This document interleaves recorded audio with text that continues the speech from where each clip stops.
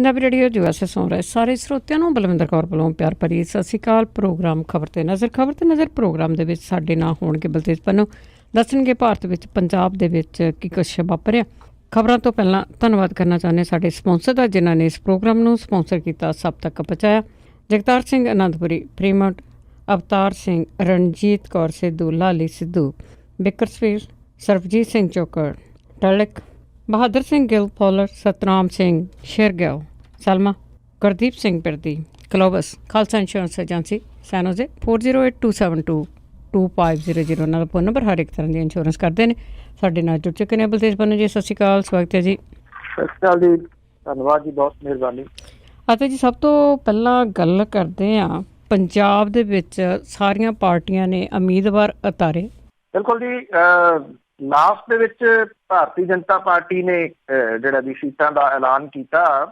ਅਕਾਲੀ ਦਲ ਨੇ ਵੀ same day ਦੇ ਉੱਤੇ, ਪਰ ਸਵੇਰੇ ਅਕਾਲੀ ਦਲ ਨੇ ਕਿਉਂਕਿ ਕਰਤਾ, ਔਰ ਸ਼ਾਮ ਹੁੰਦਿਆਂ ਤੱਕ ਜਿਹੜਾ ਸੀਗਾ ਜੀ ਉਹ ਭਾਰਤੀ ਜਨਤਾ ਪਾਰਟੀ ਨੇ ਵੀ ਆਪਣੀਆਂ ਰਹਿੰਦੀਆਂ ਜਿਹੜੀਆਂ ਸੀਟਾਂ ਸੀ 2 ਉਹਦੇ ਤੋਂ ਐਲਾਨ ਕਰ ਦਿੱਤਾ। ਭਾਰਤੀ ਜਨਤਾ ਪਾਰਟੀ ਤੇ ਅਕਾਲੀ ਦਲ ਦੀ ਹਾਲਾਤ ਜਿਹੜੀ ਹੈ ਜੀ ਉਹ ਪਤਲੀ ਰਹੀ ਇਸ ਪੱਖੋਂ। ਲਾਸਟ ਮਿੰਟ ਦੇ ਉੱਤੇ ਨਾਮਜ਼ਦਗੀਆਂ ਸ਼ੁਰੂ ਹੋਣ ਤੋਂ ਦੂਜੇ ਦਿਨ ਜਿਹੜਾ ਬਾਅਦ ਸੀਗਾ, ਹਰਸਿਮਰਤ ਕੌਰ ਬਾਦਲ ਨੂੰ ਬਠਿੰਡੇ ਤੋਂ, ਫਿਰੋਜ਼ਪੁਰ ਤੋਂ ਖੁਦ ਸੁਖਬੀਰ ਸਿੰਘ ਬਾਦਲ ਪੂਰੀ ਚੋਣ ਮੈਦਾਨ ਦੇ ਵਿੱਚ ਉਤਰੇ। ਭਾਰਤੀ ਜਨਤਾ ਪਾਰਟੀ ਨੇ ਇੱਕ ਵਾਰੀ ਫਿਰ ਉਹਨੂੰ ਇਹ ਲੱਗਦਾ ਕਿ ਵਿਨੋਦ ਖੰਨਾ ਹੋਰੀ ਸੀਟ ਬਾਰ-ਬਾਰ ਜਿੱਤਦੇ ਰਹੇ ਤੇ ਗੁਰਦਾਸਪੁਰ ਦੇ ਲੋਕ ਜਿਹੜੇ ਆ ਜੀ ਉਹ ਪਾਗਲ ਨੇ, ਜਿਹੜੀਆਂ ਫਿਲਮੀ ਲੋਕ ਨੇ ਉਹਨਾਂ ਦੇ ਵਾਸਤੇ। ਇਹਦੇ ਕਰਕੇ ਜਿਹੜਾ ਸੀਗਾ ਜੀ ਉਹ ਸਨੀ ਦਿਓਲ ਨੂੰ ਇੱਥੋਂ ਉਤਾਰਿਆ ਗੁਰਦਾਸਪੁਰ ਤੋਂ। ਕਵਿਤਾ ਖੰਨਾ ਕਹਿੰਦੀ ਉਮੀਦਵਾਰ ਚੋਣ ਲੜੂਗੀ, ਜਿਹੜੀ ਵਿਨੋਦ ਖੰਨਾ ਦੀ ਪਤਨੀ ਆ। ਪਿਛਲੀ ਜਿਹੜੀ ਬਾਈ ਇਲੈਕਸ਼ਨ ਸੀ ਉਹਦੇ ਵਿੱਚ ਇਹ ਸੀਟ ਭਾਰਤੀ ਜਨਤਾ ਪਾਰਟੀ ਤੋਂ ਖੋਲੀ ਸੀਗੀ ਕਾਂਗਰਸ ਨੇ। ਸੁਨੀਲ ਜਾਖੜ ਹੋਰਾਂ ਨੇ ਇਹ ਸੀਟ ਜਿੱਤੀ ਸੀ ਵੱਡੇ ਮਾਰਜਨ ਦੇ ਨਾਲ। ਸੁਨੀਲ ਜਾਖੜ ਹੋਰੀ ਜਿਹੜਾ ਜੀ ਉਹ ਫਿਰ ਇੱਕ ਵਾਰੀ ਇੱਥੋਂ ਉਮੀਦਵਾਰ ਨੇ। ਅਕਾਲੀ ਦਲ ਦੇ ਵੱਲੋਂ ਸੁੱਚਾ ਸਿੰਘ ਲੰਗਾਹ ਨੇ ਪ੍ਰਚਾਰ ਜਿਹੜਾ ਜੀ ਇੱਥੇ ਸ਼ੁਰੂ ਕੀਤਾ ਹੋਇਆ। ਜਿੱਥੋਂ ਤੱਕ ਭਾਰਤੀ ਜਨਤਾ ਪਾਰਟੀ ਦੀ ਦੂਸਰੀ ਸੀਟ ਹੁਸ਼ਿਆਰਪੁਰ ਵਾਲੀ ਜਿਹੜੀ ਹੈਗੀ ਆ, ਉੱਥੋਂ ਫਗਵਾੜੇ ਦੇ ਵਿਧਾਇਕ ਸੋਮ ਪ੍ਰਕਾਸ਼ ਦੇ ਉੱਤੇ ਜਿਹੜਾ ਜੀ ਭਰੋਸਾ ਕੀਤਾ ਭਾਰਤੀ ਜਨਤਾ ਪਾਰਟੀ ਨੇ। ਵਿਜੇ ਸੰਪਲਾ, ਜਿਹਨੂੰ ਕੇਂਦਰ ਦੇ ਵਿੱਚ ਮੰਤਰੀ ਵੀ ਬਣਾਇਆ ਸੀ, ਉਹਦੀ ਸੀਟ ਕੱਟ ਦਿੱਤੀ ਆ। ਵਿਜੇ ਸੰਪਲਾ ਨੇ ਜਦੋਂ ਸੀਟ ਕੱਟੀ ਗਈ ਤੇ ਨਾਲ ਦੀ ਨਾਲ ਆਪਣੇ ਟਵਿੱਟਰ ਅਕਾਊਂਟ ਦੇ ਉੱਤੇ ਮੂਹਰੇ ਚੌਕੀਦਾਰ ਹਟਾ ਲਿਆ। ਇੱਕ ਚੌਕੀਦਾਰ ਘਟ ਗਿਆ ਭਾਰਤੀ ਜਨਤਾ ਪਾਰਟੀ ਦਾ। ਨਾਲ ਦੀ ਨਾਲ ਇਹ ਵੀ ਲਿਖ ਦਿੱਤਾ ਵੀ ਆਹ ਤਾਂ ਭਾਰਤੀ ਜਨਤਾ ਪਾਰਟੀ ਨੇ ਗਊ ਹੱਤਿਆ ਕਰ ਦਿੱਤੀ। ਔਰ ਜਿਹੜਾ ਸੀ ਇਹਦੇ ਨਾਲ ਹੁਣ ਜਿਹੜਾ ਪੰਜਾਬ ਦੀਆਂ 13 ਸੀਟਾਂ ਤੋਂ ਸਾਰੀਆਂ ਪਾਰਟੀਆਂ ਦੇ ਉਮੀਦਵਾਰ ਜਿਹੜੇ ਆ ਜੀ ਉਹ ਆ ਚੁੱਕੇ ਹੋਏ ਆ। ਚੋਣ ਮੈਦਾਨ ਜਿਹੜਾ ਜੀ ਉਹ ਪੂਰੇ ਤਰੀਕੇ ਦੇ ਨਾਲ ਉਹ ਰਫਤਾਰ ਹੁਣ ਉਹਨੇ ਜਿਹੜੀ ਆ ਜੀ ਉਹ ਫੜ ਲਈ ਆ ਇੱਕ ਕਿਸਮ ਦੀ। ਥਾਂ ਦੇ ਉੱਤੇ ਜਿਹੜੇ ਨਾਮਜ਼ਦਗੀ ਪੱਤਰ ਨੇ ਉਹ ਦਾਖਲ ਹੋ ਰਹੇ ਨੇ। ਰੋਡ ਸ਼ੋਅ ਜਿਹੜੇ ਆ ਉਹ ਕੱਢੇ ਜਾ ਰਹੇ ਨੇ। ਔਰ ਇਹ ਚੋਣ ਮੁਹਿੰਮ ਜਿਹੜੀਆਂ ਕੁਝ ਪਾਰਟੀਆਂ ਨੇ ਪਹਿਲਾਂ ਸ਼ੁਰੂ ਕੀਤੀ ਹੋਈ ਸੀ, ਹੁਣ ਇਹਨਾਂ ਪਾਰਟੀਆਂ ਦੇ ਉਮੀਦਵਾਰਾਂ ਦੇ ਆਉਣ ਦੇ ਨਾਲ ਵੀ ਇਹ ਚੋਣ ਮੁਹਿੰਮ ਜਿਹੜੀ ਆ ਉਹ ਤੇਜ਼ੀ ਦੇ ਨਾਲ ਭਖੂਗੀ। ਸਭ ਤੋਂ ਅਹਿਮ ਜਿਹੜਾ ਨਾ ਜੀ ਇਹ ਰਹੂਗਾ ਕਿ ਸਨੀ ਦਿਓਲ ਨੂੰ ਇੱਥੇ ਲਿਆਉਣਾ ਕਿੰਨਾ ਕਾਰਗਰ ਜਿਹੜਾ ਉਹ ਸਾਬਤ ਹੋਊਗਾ। ਹਾਲਾਂਕਿ ਜਿਹੜਾ ਇਹ ਦਿਓਲ ਪਰਿਵਾਰ ਹੈ ਉਹ ਪੰਜਾਬ ਦੇ ਵਿੱਚ ਆ ਕੇ ਪੰਜਾਬੀਆਂ ਦੀ ਗੱਲ ਜਿਹੜੀ ਉਹ ਜ਼ਰੂਰ ਕਰਦਾ, ਪਰ ਜੇ ਇਹਦਾ ਜਿਹੜਾ ਜੀ ਪਿਛੋਕੜ ਦੇਖਿਆ ਜਾਵੇ ਤਾਂ ਉਹ ਜਨਸੰਘੀਆਂ ਦੇ ਪਰਿਵਾਰ ਦੇ ਵਿੱਚੋਂ ਹੀ ਜਿਹੜਾ ਜੀ ਉਹ ਆਉਂਦਾ। ਤੋ ਜਿਹੜੀਆਂ ਇਹਦੇ ਨਾਲ ਇੱਕ ਇੰਟਰਸਟਿੰਗ ਥੋੜਾ ਜਿਹਾ ਇਹ ਵੀ ਰਿਹਾ ਜੀ ਕਿ ਜਲੰਧਰ ਤੋਂ ਮੂੰਹ ਦੀ ਖਾਣ ਵਾਲੇ ਸਿੱਲੀ ਹਵਾ ਵਾਲੇ ਹੰਸਰਾਜ ਹੰਸੁਲੀ ਤੋਂ ਇਸ ਵਾਰੀ ਜਿਹੜੀ ਉਹ ਟਿਕਟ ਲੈਣ ਦੇ ਵਿੱਚ ਸਫਲ ਜਿਹੜਾ ਜੀ ਹੋ ਗਏ, ਤੇ ਜਿਹਦੀ ਟਿਕਟ ਕੱਟ ਕੇ ਹੰਸਰਾਜ ਹੰਸ ਨੂੰ ਦਿੱਤੀ ਗਈ ਆ। ਚੌਕੀਦਾਰ ਸ਼ਬਦ ਉਹਨੇ ਵੀ ਮੂਹਰੋਂ ਜਿਹੜਾ ਜੀ ਉਹ ਲਾ ਲਿਆ। ਇਹ ਤੁਸੀਂ ਕਹਿ ਲਓ ਕਿ ਇਹ ਸਾਈਬਰ ਹਮਲਾ ਇਹਨੂੰ ਕਿਹਾ ਜਾ ਸਕਦਾ ਜੀ ਕਿ ਪਹਿਲਾਂ ਉਹਦੇ ਉੱਤੇ ਚੌਕੀਦਾਰ ਲਿਖਣਾ, ਜਦੋਂ ਟਿਕਟ ਨਹੀਂ ਮਿਲਦੀ ਫਿਰ ਚੌਕੀਦਾਰ ਜਿਹੜਾ ਜੀ ਉਹ ਰਿਮੂਵ ਕਰ ਦੇਣਾ ਜੀ। ਸ਼ਾਇਦ ਚੌਕੀਦਾਰ ਕਰਕੇ ਜ਼ਿਆਦਾ ਵੋਟਾਂ ਮਿਲਣੀਆਂ ਸੀ। ਤਾਂ ਅੱਗੇ ਚੀਫ ਜਸਟਿਸ ਦੀ ਵਾਲੇ ਮਾਮਲੇ ਦੀ ਆਪਾਂ ਗੱਲ ਕੀਤੀ ਸੀ, ਉਸ ਦੀ ਜਿਹੜੀ ਜਾਂਚ ਹੈ ਉਹ ਜਾਂਚ ਕਮੇਟੀ ਕਰੂਗੀ। ਜੀ ਸੁਪਰੀਮ ਕੋਰਟ ਨੇ ਜਿਹੜਾ ਉਹ ਵਕੀਲ ਆ ਇੱਕ ਉਹਨੂੰ ਜਿਹੜਾ ਨੋਟਿਸ ਜਾਰੀ ਕੀਤਾ, ਜਿਹਨੇ ਦਾਅਵਾ ਕੀਤਾ ਸੀਗਾ ਕਿ ਚੀਫ ਜਸਟਿਸ ਰੰਜਨ ਗੋਗੋਈ ਹੋਰਾਂ ਨੂੰ ਜਿਹੜਾ ਇਸ ਜਿਨਸੀ ਸ਼ੋਸ਼ਣ ਦੇ ਝੂਠੇ ਮਾਮਲੇ ਦੇ ਵਿੱਚ ਫਸਾ ਕੇ ਆਪਣੇ ਅਹੁਦੇ ਤੋਂ ਅਸਤੀਫਾ ਦੇਣ ਲਈ ਮਜਬੂਰ ਕਰਨ ਦੀ ਸਾਜ਼ਿਸ਼ ਰਚੀ ਜਾ ਰਹੀ ਹੈ। ਚੀਫ ਜਸਟਿਸ ਦੇ ਉੱਤੇ ਲੱਗੇ ਜਿਹੜੇ ਦੋਸ਼ਾਂ ਦੀ ਜਾਂਚ ਦੇ ਵਾਸਤੇ ਜਸਟਿਸ ਐਸ.ਏ. ਬੋਬੜੇ ਉਹ ਜਾਂਚ ਕਰਨਗੇ। Justice Arun Mishra, justice R F. Nariman ਤੇ ਜਸਟਿਸ ਦੀਪਕ ਗੁਪਤਾ ਦੇ ਬੈਂਚ ਨੇ ਆਜ਼ਾਦੀ ਨਿਆਂਪਾਲਿਕਾ ਦੀ ਆਜ਼ਾਦੀ ਦੇ ਨਾਲ ਸੰਬੰਧਿਤ ਸਭ ਤੋਂ ਅਹਿਮ ਜਨਤਕ ਮਾਮਲੇ ਦੇ ਸਿਰਲੇਖ ਦੇ ਹੇਠ ਇਸ ਮਾਮਲੇ ਦੀ ਸੁਣਵਾਈ ਕਰਦਿਆਂ ਹੋਇਆ ਵਕੀਲ ਜਿਹੜਾ ਉਤਸਵ ਬੈਂਸ ਹੈ ਉਹਨੂੰ ਨੋਟਿਸ ਜਾਰੀ ਕਰਕੇ ਉਹਨੂੰ ਆਪਣਾ ਪੱਖ ਪੇਸ਼ ਕਰਨ ਦੇ ਵਾਸਤੇ ਕਿਹਾ। ਔਰ ਅੱਜ ਸਵੇਰੇ ਜਿਹੜਾ ਜੀ 10:30 ਵਜੇ ਮੁੜ ਕੇ ਇਹਦੇ ਉੱਤੇ ਫਿਰ ਜਿਹੜੀ ਹੈ ਜੀ ਅੱਗੇ ਸੁਣਵਾਈ ਚੱਲੂਗੀ। ਉਤਸਵ ਬੈਂਸ ਨੇ ਦਾਅਵਾ ਇਹ ਕੀਤਾ ਹੈ ਕਿ ਉਹਨੂੰ ਸੁਪਰੀਮ ਕੋਰਟ ਦੀ ਸਾਬਕਾ ਮਹਿਲਾ ਕਰਮਚਾਰੀ ਦੀ ਅਗਵਾਈ ਕਰਨ ਤੇ ਚੀਫ ਜਸਟਿਸ ਦੇ ਖਿਲਾਫ ਪ੍ਰੈਸ ਕਲੱਬ ਆਫ ਇੰਡੀਆ ਦੇ ਵਿੱਚ ਪ੍ਰੈਸ ਕਾਨਫਰੰਸ ਕਰਨ ਲਈ 1.5 ਕਰੋੜ ਰੁਪਏ ਦੀ ਕੀਤੀ ਗਈ ਸੀਗੀ। ਉਤਸਵ ਬੈਂਸ ਨੇ ਇਸ ਸਾਰੇ ਘਟਨਾਕ੍ਰਮ ਦੇ ਬਾਰੇ ਦੇ ਵਿੱਚ ਬੀਤੇ ਦਿਨੀ ਅਦਾਲਤ ਦੇ ਵਿੱਚ ਹਲਫਨਾਮਾ ਦਾਇਰ ਕੀਤਾ ਸੀਗਾ ਔਰ ਸੁਣਵਾਈ ਦੇ ਦੌਰਾਨ ਚੀਫ ਜਸਟਿਸ ਨੇ ਕਿਹਾ ਸੀਗਾ ਕਿ ਇਹਦੇ ਪਿੱਛੇ ਬਹੁਤ ਵੱਡੀ ਸਾਜ਼ਿਸ਼ ਹੈ ਤੇ ਉਹ ਇਹਨਾਂ ਦੋਸ਼ਾਂ ਦਾ ਖੰਡਨ ਕਰਨ ਲਈ ਇੰਨਾ ਹੇਠਾਂ ਨਹੀਂ ਜਾਣਗੇ। ਉਤਸਵ ਬੈਂਸ ਨੇ ਆਪਣੇ ਹਲਫਨਾਮੇ ਦੇ ਵਿੱਚ ਕਿ ਉਹ ਇਹਨਾਂ ਦੋਸ਼ਾਂ ਦੇ ਬਾਰੇ ਸੁਣ ਕੇ ਹੈਰਾਨ ਸੀ ਕਿ ਉਹ ਸ਼ਿਕਾਇਤਕਰਤਾ ਦੀ ਅਗਵਾਈ ਕਰਨਾ ਚਾਹੁੰਦਾ ਸੀਗਾ, ਪਰ ਜਦੋਂ ਅਜੇ ਨੇ ਪੂਰੀ ਘਟਨਾ ਤੇ ਤੱਥਾਂ ਦਾ ਸਿਲਸਿਲੇਵਾਰ ਜ਼ਿਕਰ ਕੀਤਾ ਤਾਂ ਉਹਦੇ ਤੋਂ ਸੰਤੁਸ਼ਟ ਨਹੀਂ ਹੋਇਆ ਤੇ ਉਹਨੇ ਕਿਹਾ ਕਿ ਇਸ ਕਹਾਣੀ ਦੇ ਵਿੱਚ ਉਹਨੂੰ ਕਈ ਕਮੀਆਂ ਨਜ਼ਰ ਆਈਆਂ। ਹਲਫਨਾਮੇ ਦੇ ਮੁਤਾਬਕ ਇਹਨਾਂ ਦਾਅਵਿਆਂ ਦੀ ਪੁਸ਼ਟੀ ਕਰਨ ਲਈ ਸ਼ਿਕਾਇਤਕਰਤਾ ਦੇ ਨਾਲ ਗੱਲਬਾਤ ਕਰਨੀ ਚਾਹੀ, ਪਰ ਉਹਨੇ ਕਿਹਾ ਕਿ ਮੁਲਾਕਾਤ ਕਰਾਉਣ ਤੋਂ ਨਾ ਕਰ ਦਿੱਤੀ ਗਈ, ਜਿਹਦੇ ਕਰਕੇ ਉਹਦਾ ਸ਼ੱਕ ਵੱਧ ਗਿਆ। ਔਰ ਉਹਨੇ ਇਹ ਵੀ ਕਿਹਾ ਹਲਫਨਾਮੇ ਦੇ ਵਿੱਚ ਕਿ ਜਦੋਂ ਚੀਫ ਜਸਟਿਸ ਨੂੰ ਫਸਾਉਣ ਲਈ ਅਜੇ ਦੇ ਵੱਲੋਂ ਕੀਤੀ 50 ਲੱਖ ਰੁਪਏ ਦੀ ਪੇਸ਼ਕਸ਼ ਨਾ ਮਨਜ਼ੂਰ ਕੀਤੀ ਗਈ ਤਾਂ ਉਹਨੇ ਫੀਸ ਵਧਾ ਕੇ 1.5 ਕਰੋੜ ਰੁਪਈਆ ਜਿਹੜੀ ਸੀ ਉਹ ਕਰਤੀ। ਔਰ ਇਸ ਤੋਂ ਬਾਅਦ ਉਹਨੇ ਉਸ ਵਿਅਕਤੀ ਨੂੰ ਤੁਰੰਤ ਆਪਣੇ ਦਫ਼ਤਰ ਤੋਂ ਚਲੇ ਜਾਣ ਦੇ ਵਾਸਤੇ ਜਿਹੜਾ ਕਿਹਾ। ਹਲਫਨਾਮੇ ਦੇ ਵਿੱਚ ਇਹ ਵੀ ਦਾਅਵਾ ਕੀਤਾ ਗਿਆ ਕਿ ਉਹਦੇ ਭਰੋਸੇਯੋਗ ਸੂਤਰਾਂ ਨੇ ਚੋਣਵੇਂ ਦਲਾਲਾਂ ਬਾਰੇ ਦੱਸਿਆ ਸੀਗਾ ਜਿਹੜਾ ਕਿ ਗੈਰ ਕਾਨੂੰਨੀ ਢੰਗ ਦੇ ਨਾਲ ਪੈਸਾ ਲੈ ਕੇ ਫੈਸਲੇ ਕਰਵਾਉਣ ਦੇ ਕਾਰੋਬਾਰ ਦੇ ਵਿੱਚ ਸ਼ਾਮਲ ਸੀਗੇ ਤੇ ਚੀਫ ਜਸਟਿਸ ਨੇ ਇਸ ਤਰ੍ਹਾਂ ਦੇ ਦਲਾਲਾਂ ਦੇ ਖਿਲਾਫ ਮੁਹਿੰਮ ਜਿਹੜੀ ਉਹ ਚਲਾ ਰੱਖੀ ਸੀਗੀ। ਇਹ ਮਾਮਲਾ ਬੜਾ ਜਿਹੜਾ ਵੀ ਉਹ ਪੇਚੀਦਾ ਹੋ ਗਿਆ, ਤੁਸੀਂ ਇਹ ਕਹਿ ਸਕਦੇ ਹੋ, ਕਿਉਂਕਿ ਇਹੋ ਜਿਹੇ ਕੇਸਾਂ ਦੀ ਭਰਮਾਰ ਹੈ ਇਸ ਵੇਲੇ। ਕਿਸੇ ਦੇ ਖਿਲਾਫ ਵੀ ਜਿਹੜੀ ਇਹਦੀ ਐਪਲੀਕੇਸ਼ਨ ਦਿਓ ਤੇ ਉਸ ਤੋਂ ਬਾਅਦ ਕੋਈ ਦਲੀਲ ਅਪੀਲ ਤੇ ਵਕੀਲ ਜਿਹੜਾ ਵੀ ਉਹ ਨਹੀਂ ਕੁਝ ਵੀ ਕਰ ਸਕਦਾ ਔਰ ਉਹਦੇ ਵਾਸਤੇ ਤੁਸੀਂ ਜਿਹੜਾ ਵੀ ਉਹ ਪ੍ਰੂਵ ਕਰਦੇ ਫਿਰੋ। ਔਰ ਜਦੋਂ ਹੁਣ ਚੀਫ ਜਸਟਿਸ ਆਫ ਇੰਡੀਆ ਉਹਨਾਂ ਨੂੰ ਇਹੋ ਜਿਹੇ ਮਾਮਲੇ ਦੇ ਵਿੱਚ ਘੇਰਨ ਦੀ ਕੋਸ਼ਿਸ਼ ਜਿਹੜੀ ਹੈ ਜੀ ਉਹ ਕੀਤੀ ਗਈ ਹੈ ਤਾਂ ਮੁਲਕ ਪੱਧਰ ਦੇ ਉੱਤੇ ਇਹ ਮਾਮਲਾ ਭਖ ਜਿਹੜਾ ਜੀ ਉਹ ਜ਼ਰੂਰ ਗਿਆ ਕਿ ਇਹਦਾ ਮਿਸਯੂਜ਼ ਕਿਵੇਂ ਹੋ ਰਿਹਾ। ਦੇਖੋ ਮਿਸਯੂਜ਼ ਤਾਂ ਬਹੁਤ ਜ਼ਿਆਦਾ ਹੋ ਰਿਹਾ ਤੇ ਅੱਗੇ ਤੀਜੇ ਗੇੜ ਦੀਆਂ ਜਿਹੜੀਆਂ ਵੋਟਾਂ ਤੇ ਹੋ ਗਈਆਂ ਉਹਨਾਂ ਦੀ ਪਰਸੈਂਟੇਜ ਕਿਵੇਂ ਰਹੀ ਹੈ? ਅੱਧਿਓਂ ਵੱਧ ਜਿਹੜਾ ਜੀ ਉਹ ਨਿਬੜ ਗਿਆ ਕੰਮ। ਕੋਈ ਜਿਹੜਾ ਜੀ 59% ਵੋਟਾਂ ਦਾ ਕੰਮ ਮੁਕੰਮਲ ਹੋ ਗਿਆ। ਤੀਜੇ ਗੇੜ ਦੀਆਂ 13 ਸੂਬਿਆਂ ਤੇ 2 ਕੇਂਦਰ ਸ਼ਾਸਿਤ ਪ੍ਰਦੇਸ਼ਾਂ ਦੀਆਂ 117 ਸੀਟਾਂ ਦੇ ਵਾਸਤੇ ਵੋਟਾਂ ਪਈਆਂ। ਇਹ ਵੋਟਾਂ ਕਰੀਬ 65% ਦੇ ਜਿਹੜੀ ਦੀ ਪੋਲਿੰਗ ਆ ਉਹ ਹੋਈ ਆ। ਯੂਪੀ, ਬਿਹਾਰ ਤੇ ਉੜੀਸਾ ਦੇ ਵਿੱਚ ਵੋਟਾਂ ਪੈਣ ਦੀ ਰਫ਼ਤਾਰ ਜਿਹੜੀ ਸੀ ਉਹ ਸੁਸਤ ਰਹੀ। ਪੱਛਮੀ ਬੰਗਾਲ ਦੇ ਵਿੱਚ ਮਾੜੀ ਮੋਟੀ ਹਿੰਸਾ ਦੇ ਦਰਮਿਆਨ ਸਭ ਤੋਂ ਜ਼ਿਆਦਾ 79% ਵੋਟਾਂ ਪਈਆਂ। ਪੱਛਮੀ ਬੰਗਾਲ ਦੇ ਮੁਰਸ਼ਿਦਾਬਾਦ ਡਿਸਟ੍ਰਿਕਟ ਦੇ ਵਿੱਚ 52 ਸਾਲਾਂ ਦੇ ਇੱਕ ਵਿਅਕਤੀ ਦੀ ਹੱਤਿਆ ਕੀਤੀ ਗਈ। ਹਮਲੇ ਦੇ ਵਿੱਚ 2 ਬੰਦੇ ਹੋਰ ਜ਼ਖਮੀ ਜਿਹੜੇ ਆ ਉਹ ਹੋਏ ਆ। ਮ੍ਰਿਤਕ ਕਾਂਗਰਸ ਵਰਕਰ ਪਿਆਰਲ ਸ਼ੇਖ ਦੱਸਿਆ ਗਿਆ। ਕਾਂਗਰਸ ਨੇ ਦੋਸ਼ ਲਾਇਆ ਕਿ ਹਮਲੇ ਦੇ ਵਿੱਚ ਸੱਤਾਧਾਰੀ ਤ੍ਰਿਣਮੂਲ ਕਾਂਗਰਸ ਦਾ ਹੱਥ ਹੈ। ਚੌਥੇ ਗੇੜ ਦੀਆਂ 29 ਅਪ੍ਰੈਲ ਨੂੰ 9 ਸੂਬਿਆਂ ਦੀਆਂ 71 ਸੀਟਾਂ ਦੇ ਉੱਤੇ ਵੋਟਾਂ ਪੈਣਗੀਆਂ। 7 ਗੇੜਾਂ ਦੇ ਵਿੱਚ ਇਹ ਵੋਟਾਂ ਦਾ ਕੰਮ ਮੁਕੰਮਲ ਹੋਊਗਾ। ਲਾਸਟ ਗੇੜ 19 ਮਈ ਨੂੰ ਆ, 23 ਮਈ ਨੂੰ ਤੀਜੇ ਆਉਣਗੇ। ਤੀਜੇ ਗੇੜ ਦੀਆਂ ਜਿਹੜੀਆਂ ਵੋਟਾਂ ਪਈਆਂ ਇਹਦੇ ਚ ਗੁਜਰਾਤ, ਗੋਆ, ਕੇਰਲ, ਦਮਨਦੀਪ ਤੇ ਦਾਦਰ ਤੇ ਨਗਰ ਹਵੇਲੀ ਦੀਆਂ ਸਾਰੀਆਂ ਸੀਟਾਂ ਦੇ ਉੱਤੇ ਵੋਟਾਂ ਦਾ ਕੰਮ ਮੁਕੰਮਲ ਜਿਹੜਾ ਉਹ ਹੋ ਗਿਆ। ਗੋਆ ਚ ਵਿਧਾਨ ਸਭਾ ਦੀਆਂ 3 ਸੀਟਾਂ ਲਈ ਵੀ ਜ਼ਿਮਨੀ ਚੋਣਾਂ ਜਿਹੜੀਆਂ ਉਹ ਹੋਈਆਂ ਨੇ। ਤੀਜੇ ਗੇੜ ਦੇ ਨਾਲ ਹੀ ਕਰਨਾਟਕ, ਅਸਮ, ਛੱਤੀਸਗੜ੍ਹ ਦੇ ਵਿੱਚ ਵੀ ਵੋਟਾਂ ਪੈਣ ਦਾ ਕੰਮ ਸਮਾਪਤ ਹੋ ਗਿਆ। ਕੇਰਲਾ ਦੇ ਵਿੱਚ ਲੋਕ ਸਭਾ ਦੀਆਂ ਸਾਰੀਆਂ 20 ਸੀਟਾਂ ਲਈ ਤੀਜੇ ਗੇੜ ਦੀਆਂ ਵੋਟਾਂ ਪੈ ਗਈਆਂ। 2014 ਸੂਬੇ ਦੇ ਵਿੱਚ 73% ਕਰੀਬ 73.5% ਪੋਲਿੰਗ ਹੋਈ ਸੀ, ਪਰ ਇਸ ਵਾਰੀ 70.21% ਵੋਟਾਂ ਜਿਹੜੀਆਂ ਉਹ ਪਈਆਂ। ਕਾਂਗਰਸ ਪ੍ਰਧਾਨ ਰਾਹੁਲ ਗਾਂਧੀ ਹੋਰਾਂ ਦਾ ਇੱਕ ਜਿਹੜਾ ਦੂਜੇ ਜਗ੍ਹਾ ਤੋਂ ਜਿੱਥੋਂ ਚੋਣ ਲੜ ਰਹੇ ਆ ਵਾਇਨਾਡ, ਇਹ ਵੀ ਇੱਥੇ ਇਸ ਦੇ ਵਿੱਚ ਜਿਹੜਾ ਸ਼ਾਮਲ ਹੈ। ਸ਼ਾਮ 6 ਵਜੇ ਤੱਕ ਉੱਥੇ 76% ਵੋਟਿੰਗ ਜਿਹੜੀ ਹੈ ਜੀ ਇਸ ਵਾਇਨਾਡ ਦੇ ਵਿੱਚ ਹੋ ਚੁੱਕੀ ਸੀਗੀ। ਪਿਛਲੀ ਵਾਰੀ ਇਸ ਵਾਇਨਾਡ ਸੀਟ ਦੇ ਉੱਤੇ 73% ਵੋਟਾਂ ਪਈਆਂ ਸੀਗੀਆਂ। ਰਾਹੁਲ ਗਾਂਧੀ ਦੇ ਹੱਕ ਦੇ ਵਿੱਚ ਪ੍ਰਿਯੰਕਾ ਗਾਂਧੀ ਵਾਡਰਾ ਨੇ ਚੋਣ ਪ੍ਰਚਾਰ ਜਿਹੜਾ ਉਹ ਕੀਤਾ ਸੀਗਾ। ਜਿਹੜਾ ਗੁਜਰਾਤ ਦੇ ਵਿੱਚ ਜਿਹੜੀਆਂ ਦੀ ਉਹ ਵੀ ਵੋਟਾਂ ਜਿਹੜੀਆਂ ਉਹ ਪਈਆਂ। ਇਹਨਾਂ ਵੋਟਾਂ ਦੇ ਵਿੱਚ ਪ੍ਰਧਾਨ ਮੰਤਰੀ ਨੇ, ਭਾਜਪਾ ਦੇ ਪ੍ਰਧਾਨ ਨੇ ਲਾਲ ਕ੍ਰਿਸ਼ਨ ਅਡਵਾਨੀ, ਵਿਜੇ ਰੂਪਾਨੀ, ਕੇਂਦਰੀ ਵਿੱਤ ਮੰਤਰੀ ਅਰੁਣ ਜੇਤਲੀ, ਇਹਨਾਂ ਸਾਰਿਆਂ ਨੇ ਆਪੋ ਆਪਣੀਆਂ ਵੋਟਾਂ ਜਿਹੜੀਆਂ ਸੀਗੀਆਂ ਜੀ ਉਹ ਪਾਈਆਂ। ਥਾਂ ਦੇ ਉੱਤੇ EVM ਦੇ ਵਿੱਚ ਗੜਬੜ ਦੀਆਂ ਸ਼ਿਕਾਇਤਾਂ ਉਹ ਵੀ ਆਉਂਦੀਆਂ ਰਹੀਆਂ। ਕਈ ਜਗ੍ਹਾ ਦੇ ਉੱਤੇ EVM ਖਰਾਬ ਹੋਈਆਂ, ਜਿਹਦੇ ਨਾਲ ਵੋਟਾਂ ਪੈਣ ਦਾ ਕੰਮ ਪਛੜਿਆ ਜੀ।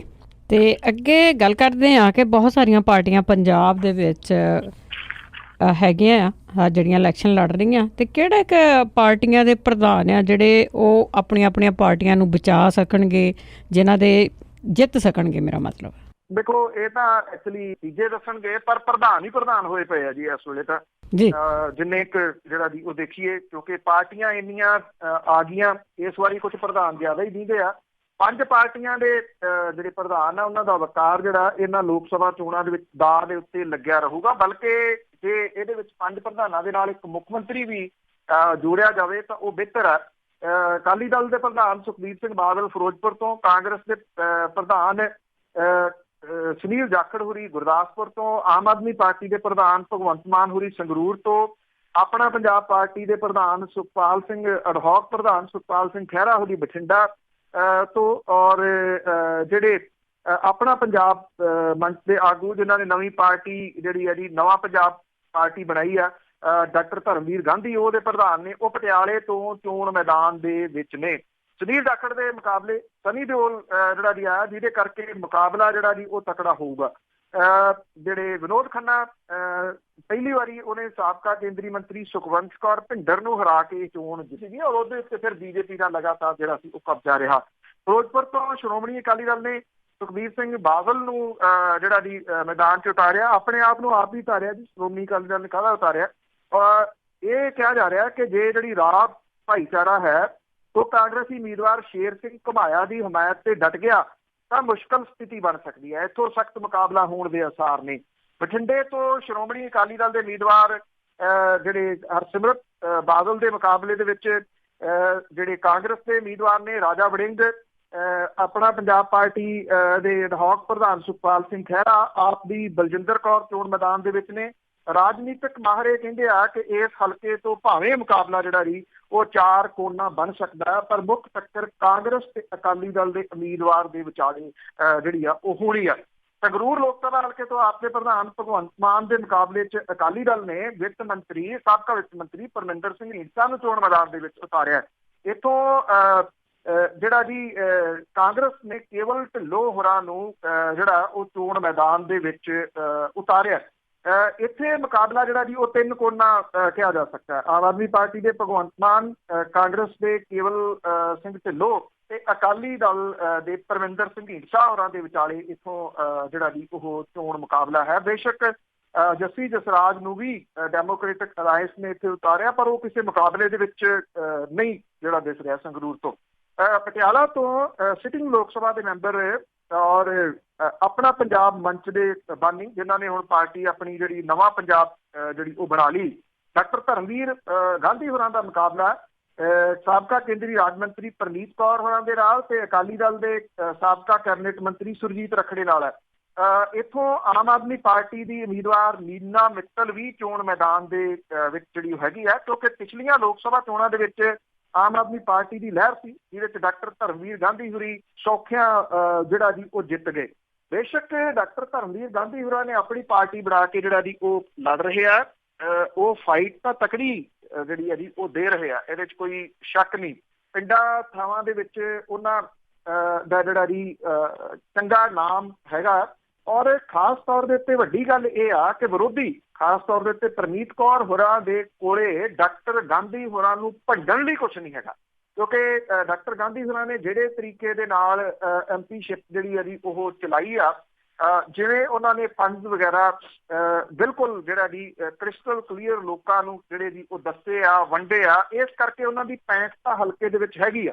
ਡਾਕਟਰ ਗਾਂਧੀ ਹੋਰੀ ਇੱਕੋ ਚੀਜ਼ ਤੋਂ ਜਿਹੜਾ ਜੀ ਉਹ ਮਾਰ ਖਾ ਸਕਦੇ ਆ, ਜਿਹੜੇ ਉਹ ਖਾਣਗੇ ਲੱਗਦਾ ਜਿਹੜਾ ਜੀ ਉਹ ਇੱਕ ਤਾਂ ਹੈਗੀ ਆ ਜੀ ਕਿ ਨਵੀਂ ਪਾਰਟੀ ਨਵਾਂ ਚੋਣ ਨਿਸ਼ਾਨ ਉਹਦੇ ਤੋਂ, ਦੂਸਰਾ ਜਿਹੜਾ ਜੀ ਉਹ ਕਾਡਰ ਨਾ ਹੋਣਾ, ਕਿਉਂਕਿ ਜਿਹੜੀਆਂ ਰਵਾਇਤੀ ਪਾਰਟੀਆਂ ਨੇ ਉਹਨਾਂ ਕੋਲੇ ਵੱਡੇ ਕਾਡਰ ਨੇ। ਆਮ ਆਦਮੀ ਪਾਰਟੀ ਜਦੋਂ 14 ਦੇ ਵਿੱਚ ਜਿਹੜਾ ਜੀ ਉਹ ਰੌਂ ਦੇ ਵਿੱਚ ਸੀ, ਉਦੋਂ ਆਪ ਮੁਹਾਰੇ ਨੌਜਵਾਨ ਤਬਕਾ ਵੱਡੀ ਗਿਣਤੀ ਦੇ ਵਿੱਚ ਜਿਹੜਾ ਜੀ ਉਹ ਬਾਹਰ ਆ ਗਿਆ ਸੀ ਔਰ ਉਹਨੇ ਇਹ ਵੋਟਾਂ ਪਵਾਈਆਂ ਸੀ। ਉਹੋ ਜਿਹੀਆਂ ਭੀੜਾਂ ਇਸ ਵਾਰੀ ਜਿਹੜੀਆਂ ਉਹ ਨੌਜਵਾਨਾਂ ਦੇ ਰੂਪ ਦੇ ਵਿੱਚ ਬਹੁਤ ਘੱਟ ਜੁੜਦੀਆਂ ਨਜ਼ਰ ਆ ਰਹੀਆਂ ਨੇ ਕਿਸੇ ਵੀ ਪਾਰਟੀ ਵਾਸਤੇ। ਇਸ ਕਰਕੇ ਡਾਕਟਰ ਗਾਂਧੀ ਹੋਰੀ, ਕਿਉਂਕਿ ਲੋਕ ਸਭਾ ਹਲਕਾ ਬੜਾ ਵੱਡਾ ਹੁੰਦਾ ਜੀ, ਉਹਦਾ ਬੂਥ ਲੈਵਲ ਤੱਕ ਜਿਹੜਾ ਜੀ ਉਹ ਕਾਡਰ ਹੋਣਾ, ਉਹੋ ਹੀ ਵੋਟਾਂ ਕੱਢਦਾ, ਉਹੀ ਵੋਟਾਂ ਪਾਉਂਦਾ, ਉਹੀ ਵੋਟਾਂ ਪਵਾਉਂਦਾ। ਤੋ ਇਸ ਕਰਕੇ ਇੱਥੋਂ ਥੋੜੀ ਜਿਹੜੀ ਜੀ ਉਹ ਡਾਕਟਰ ਗਾਂਧੀ ਹੋਰੀ ਮਾਰ ਖਾ ਸਕਦੇ ਆ। ਜਿਹੜੀ ਗੱਲ ਹੈ ਜੀ ਕਿ ਮੁੱਖ ਮੰਤਰੀ ਹੋਰਾਂ ਵਾਲੀ, ਕਿਉਂਕਿ ਇਹਨਾਂ ਚੋਣਾਂ ਨੇ ਜਿੱਥੇ ਇਹਨਾਂ ਵੱਖ-ਵੱਖ ਸ਼ਖਸੀਅਤਾਂ ਜਿਹੜੀਆਂ ਨੇ ਉਹਨਾਂ ਦਾ ਰਾਜਨੀਤੀ ਦੇ ਵਿੱਚ ਭਵਿੱਖ ਤੈਅ ਕਰਨਾ ਕਿ ਪੰਜਾਬ ਦੀ ਰਾਜਨੀਤੀ ਦੇ ਵਿੱਚ ਉਹ ਅੱਗੋਂ ਫਿੱਟ ਹੋ ਸਕਣਗੇ ਜਾਂ ਨਹੀਂ। ਕਈਆਂ ਨੂੰ ਬਾਹਰ ਦਾ ਰਾਹ ਜਿਹੜਾ ਜੀ ਉਹ ਦਿਸ ਪੈਣਾ। ਇਹਦੇ ਨਾਲ ਨਾਲ ਜਿਹੜੇ ਪੰਜਾਬ ਦੇ ਮੁੱਖ ਮੰਤਰੀ ਨੇ ਕੈਪਟਨ ਅਮਰਿੰਦਰ ਸਿੰਘ ਹੋਰਾਂ ਦਾ ਭਵਿੱਖ ਵੀ ਦਾਅ ਦੇ ਉੱਤੇ ਲੱਗਿਆ ਰਹੂਗਾ। ਇੱਕ ਤਾਂ ਪਟਿਆਲੇ ਵਾਲੀ ਸੀਟ ਪਰਨੀਤ ਕੌਰ ਹੋਰਾਂ ਕਰਕੇ, ਦੂਸਰਾ ਜਿਹੜਾ ਮਿਸ਼ਨ 13 ਉਹ ਲੈ ਕੇ ਚੱਲ ਰਹੇ ਆ। ਮਿਸ਼ਨ 13 ਸਕਸੈਸ ਨਹੀਂ ਹੁੰਦਾ ਤੇ ਫਿਰ ਜਿਹੜਾ ਜੀ ਕੀ ਉਹ ਅਗਲੇ ਜਿਹੜੇ ਕਾਂਗਰਸ ਦੇ ਅਜੇ ਪੌਣੇ 3 ਸਾਲ ਰਹਿੰਦੇ ਆ ਉਹਦੇ ਦੌਰਾਨ ਮੁੱਖ ਮੰਤਰੀ ਬਣੇ ਰਹਿਣਗੇ, ਇਹ ਵੱਡਾ ਸਵਾਲ ਰਹੂ ਜੀ। ਤੇ ਅੱਗੇ ਜੀ ਇਹਨਾਂ ਦਾ ਇੱਕ ਹੈਗਾ ਰਾਜਾ ਵੜਿੰਗ ਆ, ਬਹੁਤ ਬੋਲਣ ਦੇ ਵਿੱਚ ਮਸ਼ਹੂਰ ਆ, ਉਸ ਨੂੰ ਚੋਣ ਕਮਿਸ਼ਨ ਨੇ ਇੱਕ ਨੋਟਿਸ ਦਿੱਤਾ। ਜੀ ਐਕਚੁਅਲੀ ਪਿੰਡ ਬਾਦਲ ਦੇ ਵਿੱਚ ਇੱਕ ਗਰੀਬ ਮਾਲੀ ਰਾਮ ਸ਼ਰਨ ਦੇ ਘਰੇ ਉਹਨੇ ਰਾਤ ਜਿਹੜੀ ਉਹ ਕੱਟੀ ਸੀਗੀ ਔਰ ਉਹਨੇ ਦੱਸਣ ਦੀ ਇਹ ਕੋਸ਼ਿਸ਼ ਕੀਤੀ ਕਿ ਬਾਦਲਾਂ ਦੇ ਪਿੰਡ ਦੇ ਵਿੱਚ ਕਿੰਨੇ ਕੁ ਗਰੀਬ ਲੋਕ ਜਿਹੜੇ ਆ ਜੀ ਉਹ ਰਹਿੰਦੇ ਆ। ਇਸ ਮਾਮਲੇ ਦੇ ਉੱਤੇ ਚੋਣ ਕਮਿਸ਼ਨ ਦੇ ਘੇਰੇ ਦੇ ਵਿੱਚ ਉਲਝ ਗਿਆ ਜੀ ਰਾਜਾ ਵੜਿੰਗ। ਚੋਣ ਕਮਿਸ਼ਨ ਨੇ ਉਹਨਾਂ ਨੂੰ ਕਿਸੇ ਨੂੰ ਵੋਟਾਂ ਭੁਗਤਾਉਣ ਲਈ ਮਾਨਸਿਕ ਤੌਰ ਤੇ ਆਪਣੇ ਹੱਕ 'ਚ ਤਿਆਰ ਕੀਤੇ ਦੋਸ਼ ਦੇ ਹੇਠ ਨੋਟਿਸ ਜਾਰੀ ਕਰ ਦਿੱਤਾ। ਬਾਦਲ ਪਿੰਡ ਦੇ ਵਿੱਚ ਗਰੀਬ ਮਾਲੀ ਰਾਮ ਸ਼ਰਨ ਦੇ ਘਰੋਂ ਜਾਣ ਸਮੇਂ ਕਾਂਗਰਸ ਉਮੀਦਵਾਰ ਨੇ ਉਹਨੂੰ 5000 ਰੁਪਇਆ ਦਿੱਤਾ ਸੀਗਾ। ਚੋਣ ਜ਼ਾਬਤੇ ਦੇ ਦੌਰਾਨ ਕਿਸੇ ਨੂੰ ਪੈਸਾ ਦੇਣਾ ਜਾਂ ਉਹਨੂੰ ਰੁਪਈਏ ਦੇ ਕੇ ਵੋਟਾਂ ਲਈ ਤਿਆਰ ਕਰਨਾ ਸਿੱਧੇ ਤੌਰ ਦੇ ਉੱਤੇ ਆਦਰਸ਼ ਚੋਣ ਜ਼ਾਬਤੇ ਦੀ ਉਲੰਘਣਾ। ਚੋਣ ਕਮਿਸ਼ਨ ਨੇ ਵੜਿੰਗ ਤੋਂ 24 ਘੰਟਿਆਂ ਦੇ ਵਿੱਚ ਜਵਾਬ ਮੰਗਿਆ। ਬਠਿੰਡਾ ਲੋਕ ਸਭਾ ਤੋਂ ਉਮੀਦਵਾਰੀ ਮਿਲਣ ਤੋਂ ਬਾਅਦ ਉਹ ਸਿੱਧੇ ਬਾਦਲਾਂ ਨਾਲ ਆਢਾ ਲਾਉਣ ਲਈ ਪਿੰਡ ਬਾਦਲ ਦੇ ਵਿੱਚ ਗਰੀਬ ਮਾਲੀ ਪਰਿਵਾਰ ਦੇ ਘਰੇ ਰਾਤ ਰੁਕੇ। ਉਹਨਾਂ ਬਾਦਲ ਤੇ ਆਪਣੇ ਜੱਦੀ ਪਿੰਡ ਬਾਦਲ ਦੇ ਗਰੀਬਾਂ ਦੀ ਸਾਰ ਨਾ ਲੈਣ ਦੇ ਦੋਸ਼ ਵੀ ਜਿਹੜੇ ਉਹ ਲਾਏ। ਸਹਾਇਕ ਰਿਟਰਨਿੰਗ ਅਫਸਰ ਨੇ ਇਸ ਨੋਟਿਸ ਦੇ ਵਿੱਚ ਕਿਸੇ ਅਣਪਛਾਤੇ ਵਿਅਕਤੀ ਵੱਲੋਂ ਬਗੈਰ ਚੋਣ ਕਮਿਸ਼ਨ ਦੀ ਮਨਜ਼ੂਰੀ ਤੋਂ ਵੜਿੰਗ ਦੇ ਹੱਕ ਦੇ ਵਿੱਚ ਜ਼ਿਲ੍ਹਾ ਪ੍ਰੀਸ਼ਦ ਤੇ ਬਲਾਕ ਸੰਮਤੀ ਮੈਂਬਰਾਂ ਨੂੰ ਆਪੋ ਆਪਣੀਆਂ ਗੱਡੀਆਂ ਤੇ ਝੰਡੇ ਬੈਨਰ ਲਾ ਕੇ ਬਠਿੰਡਾ ਝੀਲਾਂ ਤੇ ਇਕੱਠੇ ਹੋਣ ਲਈ ਸੰਬੋਧਨ ਕਰਨ ਸੰਬੰਧੀ ਇੱਕ ਆਡੀਓ ਕਲਿੱਪ ਦੇ ਆਧਾਰ ਦੇ ਉੱਤੇ ਰਾਜਾ ਵੜਿੰਗ ਤੋਂ ਜਵਾਬ ਤਲਬੀ ਜਿਹੜੀ ਹੈ ਕੀਤੀ ਆ। ਇਹ ਅਣਪਛਾਤੇ ਲੋਕ ਕੌਣ ਨੇ ਇਹ ਸਭ ਨੂੰ ਜਿਹੜਾ ਜੀ ਉਹ ਪਤਾ ਹੀ ਆ ਕਿ ਉਹ ਕਿਹੋ ਜਿਹੀਆਂ ਹਰਕਤਾਂ ਹੁਣ ਇਹਨਾਂ ਕੁਝ ਸੀਟਾਂ ਦੇ ਉੱਤੇ ਜਿਹੜੀਆਂ ਆਉਂਦੇ ਦਿਨਾਂ ਦੇ ਦੌਰਾਨ ਕੁਝ ਇੰਟਰਸਟਿੰਗ ਵੇਖਣ ਸੁਣਨ ਨੂੰ ਮਿਲਣਗੀਆਂ। ਪਰ ਇਹਨਾਂ ਜ਼ਰੂਰ ਹੈ ਕਿ ਰਾਜਾ ਵੜਿੰਗ ਨੂੰ 5000 ਰੁਪਏ ਵਾਲਾ ਜਵਾਬ ਜਿਹੜਾ ਜੀ ਉਹ 24 ਘੰਟਿਆਂ ਦੇ ਵਿੱਚ ਚੋਣ ਕਮਿਸ਼ਨ ਨੂੰ ਦੇਣਾ ਪਊਗਾ ਜੀ। ਤੇ ਅੱਗੇ ਪੰਜਾਬ ਦੀਆਂ ਮੰਡੀਆਂ ਦੀ ਗੱਲ ਕਰਦੇ ਆ, ਉਸ ਵਿੱਚ ਕਿਸਾਨ ਖੱਜਲ ਖੁਆਰ ਹੋ ਰਹੇ ਆ ਤੇ ਹੁਣ ਹਰਿਆਣੇ ਵੱਲ ਨੂੰ ਚੱਲੇ। ਜੀ ਪੰਜਾਬ ਹਰਿਆਣਾ ਸਰਹੱਦਾਂ ਦੇ ਉੱਤੇ ਪੈਂਦੇ ਪਿੰਡਾਂ ਦੇ ਕਿਸਾਨ ਜਿਹੜੀ ਆ ਜੀ ਉਹ ਜ਼ਿਆਦਾ ਕਣਕ ਦੀ ਫਸਲ ਹਰਿਆਣੇ ਲਿਜਾਣ ਲੱਗੇ ਆ ਜੀ। ਫਸਲ ਖਰੀਦਣ ਤੋਂ ਜਿਹੜੀ ਆਨਾਕਾਨੀ ਕੀਤੀ ਜਾ ਰਹੀ ਆ ਉਹਦਾ ਨਤੀਜਾ ਜਿਹਦੇ ਕਰਕੇ ਕਿਸਾਨਾਂ ਨੇ ਮੂੰਹ ਹਰਿਆਣੇ ਵੱਲ ਕਰਤੇ ਆ। ਸਰਦੂਲਗੜ੍ਹ ਬੁਢਲਾਡਾ ਖਿੱਤੇ ਦੇ ਵਿੱਚ ਕਈ ਕਿਸਾਨ ਹਰਿਆਣੇ ਦੇ ਖਰੀਦ ਕੇਂਦਰਾਂ ਦੇ ਵਿੱਚ ਪਰ ਕੁਇੰਟਲ ਪਿੱਛੇ 2 ਕਿਲੋ ਕਣਕ ਦੀ ਕਾਟ ਦੇ ਨਾਲ ਫਸਲ ਵੇਚ ਕੇ ਆਏ ਆ। ਮੰਡੀਆਂ 'ਚ ਫਸਲ ਰੁਲਣ ਕਰਕੇ ਕੈਪਟਨ ਸਰਕਾਰ ਦੀ ਪੁਰਾਣੀ ਭੱਲ ਦੇ ਉੱਤੇ ਪੋਚਾ ਫਿਰ ਰਿਹਾ। ਅਕਾਲੀ ਦਲ ਨੇ ਇਹਨੂੰ ਮੁੱਦਾ ਬਣਾਉਣਾ ਸ਼ੁਰੂ ਕੀਤਾ। ਮੁੱਖ ਮੰਤਰੀ ਪੰਜਾਬ ਨੇ ਕੇਂਦਰ ਸਰਕਾਰ ਨੂੰ ਨਵੀਂ ਦੇ ਜਿਹੜੇ ਮਾਪਦੰਡ ਆ ਇਹਦੇ ਬਾਰੇ ਵੀ ਲਿਖਿਆ। ਮਾਨਸਾ ਜ਼ਿਲ੍ਹੇ ਦੇ ਵਿੱਚ ਹੁਣ ਤੱਕ 1.86 ਲੱਖ ਮੀਟ੍ਰਿਕ ਟਨ ਕਣਕ ਆ ਚੁੱਕੀ ਆ, ਪਰ ਇਹਦੇ ਵਿੱਚੋਂ ਸਿਰਫ 58,618 ਟਨ ਕਣਕ ਫਸਲ ਵਿਕੀ ਆ। ਬਹੁਤੀ ਫਸਲ ਨੂੰ ਨਮੀ ਦੇ ਬਹਾਨੇ ਨਹੀਂ ਖਰੀਦਿਆ ਜਾ ਰਿਹਾ। ਮੁਕਤਸਰ ਡਿਸਟ੍ਰਿਕਟ ਦੇ ਵਿੱਚ 40,775 ਟਨ ਕਣਕ ਆਈ ਆ, ਜਿਹਦੇ ਚੋਂ ਸਿਰਫ 14,332 ਟਨ ਕਣਕ ਖਰੀਦੀ ਗਈ ਆ। ਸੰਗਰੂਰ ਜ਼ਿਲ੍ਹੇ ਦੇ ਵਿੱਚ ਵੀ 1.78 ਲੱਖ ਟਨ ਕਣਕ ਦੇ ਵਿੱਚੋਂ ਸਿਰਫ 72,917 ਟਨ ਕਣਕ ਜਿਹੜੀ ਉਹ ਖਰੀਦੀ ਗਈ ਆ। ਔਰ ਬਠਿੰਡੇ ਜ਼ਿਲ੍ਹੇ ਦੇ ਖਰੀਦ ਕੇਂਦਰਾਂ ਦਾ ਵੀ ਇਹੀ ਜਿਹੜਾ ਉਹ ਹਾਲ ਹੈ। ਮਾਨਸਾ ਜ਼ਿਲ੍ਹੇ ਦੇ ਜਿਹੜੇ ਸਰਹੱਦ ਦੇ ਉੱਤੇ ਹਰਿਆਣਾ ਦੇ ਪੈਂਦੇ ਪਿੰਡ ਫਤਿਆਬਾਦ ਡਿੰਗ ਮੰਡੀ, ਡਿੰਗ ਰੋਡ ਮੰਡੀ, ਬਹਾਵਦੀਨ, ਬੱਗੂ ਵਾਲੀ, ਇਹ ਜਿਹੜਾ ਜੀ ਸਿਰਸਾ ਜ਼ਿਲ੍ਹੇ ਦੇ ਪੰਜਾਬ ਦੇ ਕਣਕ ਵਿਕਣ ਲਈ ਇੱਥੇ ਜਾ ਰਹੀ ਹੈ। ਪਿੰਡ ਜਿਹੜੇ ਸੰਘੇ ਦੇ ਕਿਸਾਨ ਆ ਜੀ, ਉਹ ਕਹਿੰਦੇ ਕਿ ਹਰਿਆਣੇ ਦੇ ਖੀਰੀ ਕੇਂਦਰਾਂ ਦੇ ਵਿੱਚ ਪਰ ਕੁਇੰਟਲ ਪਿੱਛੇ 2 ਕਿਲੋ ਕਾਟ ਦੇ ਨਾਲ ਫਸਲ ਵੇਚ ਕੇ ਉਹ ਆਏ ਆ। ਤੁਸੀਂ ਦੇਖੋ ਰਗੜਾ ਕਿਸਾਨਾਂ ਨੂੰ ਕਿਹੜੇ ਤਰੀਕੇ ਨਾਲ ਲੱਗ ਰਿਹਾ। ਔਰ ਇਹ ਜਿਹੜੇ ਕਿਸਾਨ ਨੇ ਉਹ ਹਰਿਆਣਾ ਗਏ ਸੀਗੇ। ਬਠਿੰਡਾ ਜ਼ਿਲ੍ਹੇ ਦੇ ਪਿੰਡ ਪਥਰਾਲਾ ਦੀ ਮੰਡੀ ਜਿਹੜੀ ਆ ਉਹ ਫਸਲ ਨਾਲ ਭਰ ਗਈ ਆ। ਹੁਣ ਜਗ੍ਹਾ ਹੈ ਨਹੀਂ, ਜਿਹਦੇ ਕਰਕੇ ਕਿਸਾਨ ਡੱਬੋ ਵਾਲੀ ਦੇ ਵਿੱਚ ਇਹ ਕਣਕ ਵੇਚਣ ਜਾ ਰਹੇ ਆ। ਔਰ ਜਿਹੜੇ ਜੀ ਇਹ ਕਿਸਾਨ ਇਹ ਵੀ ਕਹਿੰਦੇ ਆ ਕਿ ਫਤਿਆਬਾਦ ਹਰਿਆਣਾ ਜਿਹੜਾ ਜੀ ਉੱਥੇ ਮੁੱਖ ਸਕੱਤਰ ਦੀਆਂ ਹਦਾਇਤਾਂ ਨੇ ਕਿ ਦੂਜੇ ਸੂਬਿਆਂ ਦੇ ਵਿੱਚੋਂ ਆਉਣ ਵਾਲੇ ਕਿਸਾਨਾਂ ਨੂੰ ਰੋਕਿਆ ਨਾ ਜਾਵੇ। ਉਹਨਾਂ ਨੇ ਇਹ ਵੀ ਕਿਹਾ ਕਿ ਜਿਹੜੇ ਕਿਸਾਨ ਪੰਜਾਬ 'ਚੋਂ ਆ ਰਹੇ ਆ ਉਹਨਾਂ ਦਾ ਆਧਾਰ ਕਾਰਡ, ਫੋਨ ਨੰਬਰ ਨੋਟ ਕੀਤੇ ਜਾ ਰਹੇ ਆ। ਉਹਨਾਂ ਇਹ ਗੱਲੋਂ ਇਨਕਾਰ ਕਰਦੇ ਆ ਕਿ ਪਰ ਕੁਇੰਟਲ ਕੋਈ ਕਾਟ ਕੱਟੀ ਜਾ ਰਹੀ ਹੈ, ਕਿਉਂਕਿ 2 ਕਿਲੋ ਪਰ ਕੁਇੰਟਲ ਜਿਹੜਾ ਹੁਣ ਦੇਖੋ ਜ਼ਿਆਦੀ ਫਸਲ ਆ ਉਹਨੂੰ ਕਿੰਨਾ ਵੱਡਾ ਜਿਹੜਾ ਦੀ ਉਹ ਘਾਟਾ ਇਹਦਾ ਪੈਣਾ। ਪਰ ਕਿਸਾਨ ਇਹ ਸੋਚਦਾ ਕਿ 2 ਕਿਲੋ ਕਿਹੜੀ ਕਾਟ ਹੁੰਦੀ ਆ ਕੁਇੰਟਲ ਦੇ ਪਿੱਛੇ, ਇੱਕ ਬੋਰੀ ਦੇ ਪਿੱਛੇ। 100 ਬੋਰੀਆਂ ਹੋ ਗਈਆਂ ਤੇ ਕਿੱਥੇ ਜਿਹੜੀ ਜੀ ਉਹ ਚਲੇਗੀ, 1000 ਬੋਰੀ ਹੋ ਗਈ ਤੇ ਫਿਰ ਇਹ ਕਿੰਨੀ ਕਾਟ ਜਿਹੜੀ ਜੀ ਹੋਗੀ। ਇਹ ਜਿਹੜਾ ਕਾਟ ਕੱਟ ਰਿਹਾ 2 ਕਿਲੋ ਵਾਲੀ ਉਹਨੂੰ ਪਤਾ ਤੇ ਇਹ ਰਗੜਾ ਜਿਹੜਾ ਜੀ ਉਹ ਕਿਹੜੇ ਤਰੀਕੇ ਦੇ ਨਾਲ ਜਿਹੜਾ ਜੀ ਉਹ ਲਾਉਣਾ। ਇਹ ਇੱਕ ਰਗੜਾ ਨਹੀਂ ਲੱਗਦਾ, ਕਿਸਾਨਾਂ ਨੂੰ ਕਈ ਕਿਸਮ ਦਾ ਰਗੜਾ ਜਿਹੜਾ ਜੀ ਉਹ ਲੱਗਦਾ। ਆੜ੍ਹਤੀਏ ਲੁਕਵੇਂ ਰੂਪ ਦੇ ਵਿੱਚ ਇਹ ਕਹਿੰਦੇ ਆ ਮਜ਼ਦੂਰਾਂ ਨੂੰ ਕਿ ਜਿਹੜੀ ਤੁਸੀਂ ਥੋੜੀ ਕਣਕ ਵੱਧ ਤੋਲਣੀ ਆ, ਉਹ ਇਸ ਕਰਕੇ ਉਹ ਕਹਿੰਦੇ ਜਿਹੜਾ ਅਸੀਂ ਤੁਹਾਨੂੰ ਖਰਚਾ ਦੇਣਾ ਸਾਫ਼ ਸਫਾਈ ਦਾ ਦੂਜਾ ਤੀਜਾ ਉਹ ਤੁਸੀਂ ਆਪ ਕਿਸਾਨ ਦੇ ਸਿਰੋਂ ਲੈਣਾ। ਕਿਸਾਨ ਨੂੰ ਇਹ ਜਿਹੜਾ ਜੀ ਉਹ ਚਰੁੰਡਣ ਦੇ ਉੱਤੇ ਸਾਰਾ ਕੁਝ ਜਿਹੜਾ ਜੀ ਉਹ ਲੱਗੇ ਹੋਏ ਆ। ਹਾਂ, ਜਦੋਂ ਉਹਦੀ ਫਸਲ ਜਿਹੜੀ ਆ ਜੀ ਉਹ ਰੁਲਦੀ ਆ ਉਦੋਂ ਉਹਦੀ ਕੋਈ ਬਾਂਹ ਨਹੀਂ। ਹੁਣ ਦੇਖੋ ਜਦੋਂ ਇਲੈਕਸ਼ਨਾਂ ਦੇ ਵਿੱਚ ਗੱਲ ਹੋਣੀ ਸੀ ਉਹ ਵੀ ਇਹਨਾਂ ਦੀ ਗੱਲ ਨਹੀਂ ਹੋ ਰਹੀ। ਤੇ ਅੱਗੇ ਕਿ ਪੈਸੇ ਵਾਲੇ ਕਾਂਡ ਦੀ ਜੇ ਗੱਲ ਕਰੀਏ ਤਾਂ ਉਸ ਦੇ ਵਿੱਚ ਖੰਨੇ ਦੇ SSP ਤੋਂ ਪੁੱਛਗਿੱਛ ਉਹ ਇਹਦੀਆਂ ਪਰਤਾਂ ਜਿਹੜੀਆਂ ਨੇ ਜੀ ਉਹ ਕਿੰਨੀਆਂ ਕੁ ਖੁੱਲ੍ਹ ਸਕਣਗੀਆਂ ਇਹ ਆਪਣੇ ਆਪ ਦੇ ਵਿੱਚ ਸਵਾਲ ਹੈ, ਪਰ ਖੁੱਲ੍ਹ ਰਹੀਆਂ ਜ਼ਰੂਰ ਨੇ ਜੀ।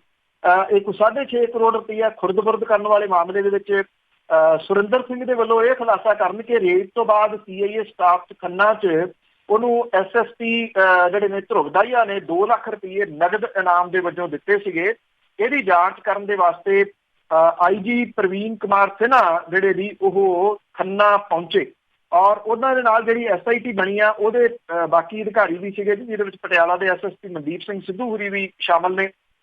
ਜਿਹੜੇ ਖੰਨਾ ਦੇ SSP ਨੇ ਧਰੁਵਦਾਈਆ ਉਹਦੇ ਤੋਂ ਲੰਮੀ ਪੁੱਛਗਿੱਛ ਜਿਹੜੀ ਹੈ ਜੀ ਉਹ ਕੀਤੀ ਗਈ ਆ। ਪੁੱਛਿਆ ਇਹ ਗਿਆ ਕਿ ਇਹ ਦੱਸੋ 2 ਲੱਖ ਰੁਪਏ ਜਿਹੜਾ ਨਗਦ ਇਨਾਮ ਦਿੱਤਾ ਮੁਖਬਰ ਨੂੰ ਉਹ ਕਿਉਂ ਦਿੱਤਾ, ਜਿਹਦਾ ਕੋਈ ਸਪਸ਼ਟ ਜਵਾਬ ਜਿਹੜਾ ਜੀ ਉਹ ਨਹੀਂ ਮਿਲ ਸਕਿਆ। ਇਸ ਕੰਮ ਦੇ ਨਾਲ ਜੁੜੇ ਕਈ ਹੋਰ ਸਵਾਲ ਵੀ ਜਿਹੜੇ ਆ ਜੀ ਉਹ ਕੀਤੇ ਗਏ SSP ਨੂੰ। IG ਨੇ ਜਿਹੜਾ ਸੀਗਾ ਜੋਗਿੰਦਰ ਸਿੰਘ ਨੂੰ ਆਪਣੀ ਗੱਡੀ ਦੇਣ ਵਾਲੇ ASI ਦਿਲਬਾਗ ਸਿੰਘ ਕੋਲੋਂ ਵੀ ਕਈ ਸਵਾਲ ਪੁੱਛੇ। ਜਿਹੜੇ ਸੀਨ ਜਿਹੜਾ ਸੀਗਾ ਜੀ ਉਹ ਕਰਕੇ GT ਰੋਡ ਦੇ ਉੱਤੇ ਦੇਖਿਆ ਕਿ ਕਿਵੇਂ ਪੈਸੇ ਜਿਹੜੇ ਸੀ ਇੱਕ ਕਾਰ ਦੇ ਵਿੱਚੋਂ ਦੂਜੀ ਦੇ ਵਿੱਚ ਟ੍ਰਾਂਸਫਰ ਕੀਤੇ ਗਏ ਤੇ ਕਿਵੇਂ ਗੱਡੀ ਜਿਹੜੀ ਸੀ ਉਹ ਰਸਤੇ ਦੇ ਵਿੱਚ ਬਦਲੀ ਗਈ, ਕਿਹੜੇ ਰਸਤੇ ਜਿਹੜੇ ਸੀ ਉਹ ਯੂਜ਼ ਕੀਤੇ ਗਏ। CCTV ਕੈਮਰਿਆਂ ਦੀ ਫੁਟੇਜ ਡਿਲੀਟ ਕੀਤੀ ਗਈ ਆ, ਇਹ ਗੱਲ ਜਿਹੜੀ ਉਹ ਸਾਹਮਣੇ ਆ ਰਹੀ ਆ। IG ਦੇ ਵੱਲੋਂ ਪੈਟਰੋਲ ਪੰਪ ਮਾਲਕ ਤੋਂ ਵੀ ਪੁੱਛਗਿੱਛ ਕੀਤੀ ਗਈ ਆ ਕਿ ਉਹਨੇ ਕਿਹਦੇ ਕਹਿਣ ਦੇ ਉੱਤੇ ਇਹ ਜਿਹੜੀ CCTV ਫੁਟੇਜ ਆ ਡਿਲੀਟ ਕੀਤੀ ਸੀ।